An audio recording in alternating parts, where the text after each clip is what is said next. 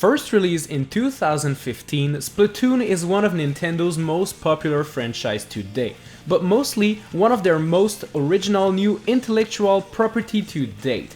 The idea of having a third-person shooter game featuring squids and octolings battling it out in different settings while swimming in their own ink sounds super weird on paper, but hey, it worked. The thing is, the origins of this franchise were quite different from the final product we have today. According to an Iwata-esque interview with the Splatoon development team, the game actually started with something even crazier than squids and octolings.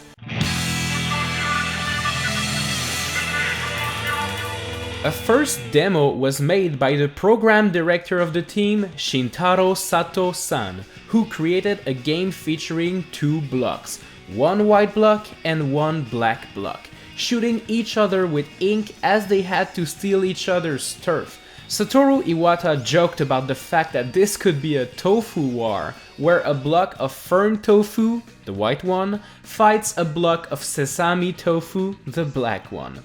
The tofu blocks were given a blocky nose, and this is where the ink was coming from. Obviously, they realized that it would be quite difficult to sell a new IP about blocks of tofu fighting each other. So they had to get back to the drawing board and find a new character.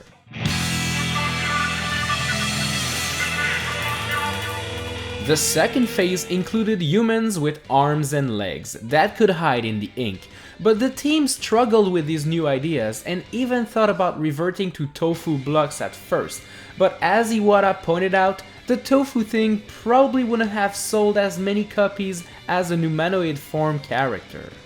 The next design were rabbits. The idea behind that design was that rabbits are white to begin with, and it could be easy to see when they were inked by their opponents. Their long ear could display the direction in which the player is moving, and it would be way easier to sell a game about rabbits than a game about tofu. When the team asked people to play their new rabbit game, the response they got was pretty generic. People told them stuff like, "Well, I guess it's fun."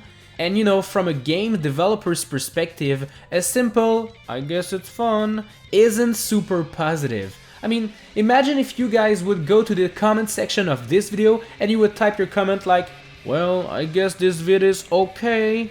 It would make me sad. I would be like, "Well, I thought it was good, but it's only okay. Aww." They realized that the game's mechanics were not the true problem, it was the rabbits. People were not really digging the rabbits, and people were asking the team, why are the rabbits shooting ink though? And the team had no response to that. They didn't know why the rabbits were fighting each other, they didn't know why the rabbits were shooting ink. Yeah, it didn't make any sense. The team needed to find a character that could take a human form for battle and another form that could hide in the ink. There are not a lot of creatures that actually do that in real life. I don't even think this type of thing even exists on our planet. But amongst all of their ideas, one was a squid character.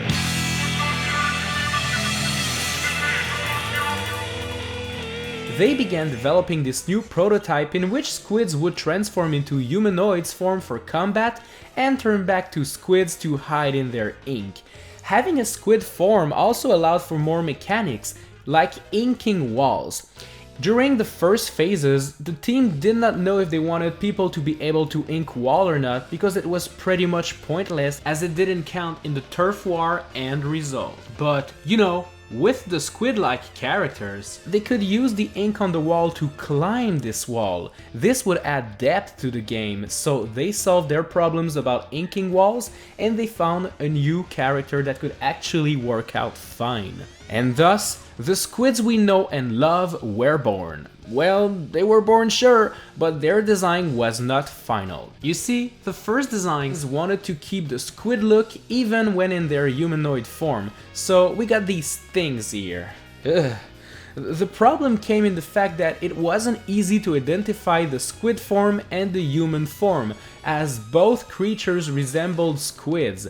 So the team had to create human-looking squids, and not squid-looking humans. They ended up creating the design that got into the final game, and to help better differentiate one squid from another, they added cosmetic items that players could use to customize their squids.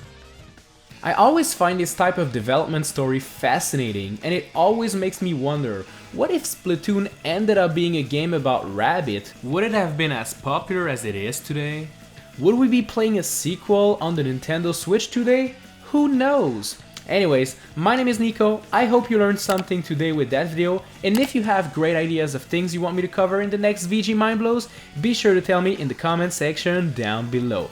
If you want your mind to be blown again, tap here or there to see more episodes. I'll see you next time.